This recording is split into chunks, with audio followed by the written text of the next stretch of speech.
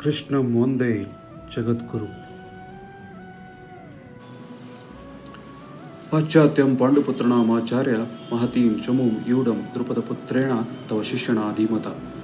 ವ್ಯವಹಾರ ಚತುರನಾದ ದುರ್ಯೋಧನನು ಶ್ರೇಷ್ಠ ಬ್ರಾಹ್ಮಣ ಸೇನಾಧಿಪತಿಯಾದ ದ್ರೋಣಾಚಾರ್ಯರ ದೋಷಗಳನ್ನು ಎತ್ತಿ ಹಿಡಿಯಲು ಬಯಸ್ತಾನೆ. ಅರ್ಜುನನ ಹೆಂಡತಿ ಹೆಸರು ದ್ರೌಪದಿ. ದ್ರೌಪದಿಯ ತಂದೆ ದ್ರುಪದ.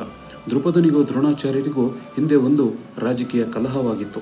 ಆ ಕಲಹದ ಫಲವಾಗಿ ದ್ರುಪದನು ಒಂದು ಮಹಾಯಾಗವನ್ನು ಮಾಡಿ ದ್ರೋಣರನ್ನು ಕೊಲ್ಲಬಲ್ಲ ಮಗನನ್ನು ವರವನ್ನಾಗಿ ಪಡಿತಾನೆ. ಇದು ದ್ರೋಣಾಚಾರ್ಯರಿಗೆ ಚೆನ್ನಾಗಿ ತಿಳಿದಿರುತ್ತೆ. ಆದರೂ ದ್ರುಪದನ ಮಗ ದೃಷ್ಟದ್ಯುಮ್ನನಿಗೆ ಯುದ್ಧ ವಿದ್ಯೆಯನ್ನು ಕಲಿಸಲು ಅವರಿಗೆ ಒಪ್ಪಿಸಿದಾಗ ಉದಾರ ಮನಸ್ಸಿನ ಬ್ರಾಹ್ಮಣರಾಗಿ ಅವರು ತಮಗೆ ತಿಳಿದ ಎಲ್ಲ ಅಸ್ತ್ರಶಸ್ತ್ರ ರಹಸ್ಯಗಳನ್ನು ಅವನಿಗೆ ಹೇಳಿಕೊಡ್ತಾರೆ.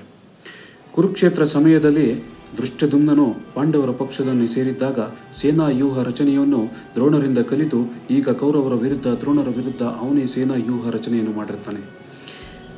ಸಮರದ ಸಮಯದಲ್ಲಿ ದ್ರೋಣರು ಎಚ್ಚರದಿಂದಿದ್ದು ಯಾವುದೇ ರೀತಿಯ ಬಿಗಿ ಸಡಿಲಿಸದಂತೆ ದುರ್ಯೋಧನನು ದ್ರೋಣರಿಗೆ ಹೇಳ್ತಾನೆ.